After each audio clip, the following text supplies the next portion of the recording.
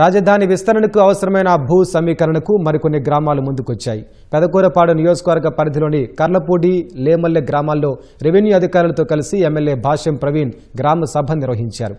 రైతులు లేవనెత్తిన సందేహాలను ఎమ్మెల్యే తహసీల్దార్ నివృత్తి చేశారు. రైతును కష్టపెట్టకూడదనే కూటమి ప్రభుత్వ విధానమని ఎమ్మెల్యే ప్రవీణ్ స్పష్టం చేశారు.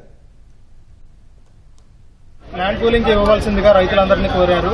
రైతులు ఇవ్వడానికి ఇష్టపడినారు. రైతులు ప్రధానంగా ఉంచిన డిమాండ్లు 1250 గజాలు ఇన్నర్ రింగ్ రోడ్డు లోపు ఇవ్వాలని కోరినారు. అలాగే కౌలు 60,000 ఇవ్వవలసిందిగా కోరినారు. ఇవాళ ప్రస్తుతం ఉన్న ఇన్ఫర్మేషన్ ప్రకారం రాజధానిలో వారికి 60,000 ఇస్తున్నారు కాబట్టి అదే 60,000 ఇవ్వవలసిందిగా కోరినారు.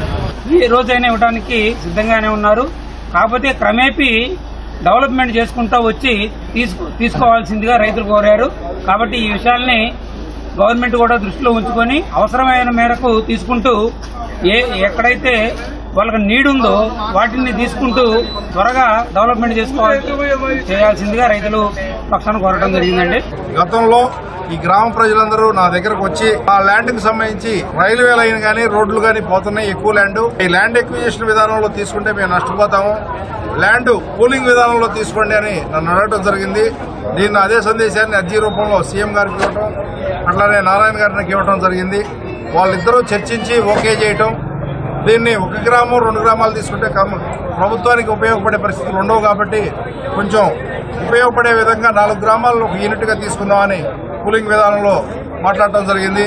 దానికి ఆ పక్క గ్రామాలు కూడా వాళ్ళు సానుకూలంగా స్పందించి వాళ్ళు ముందుకు రావడం జరిగింది.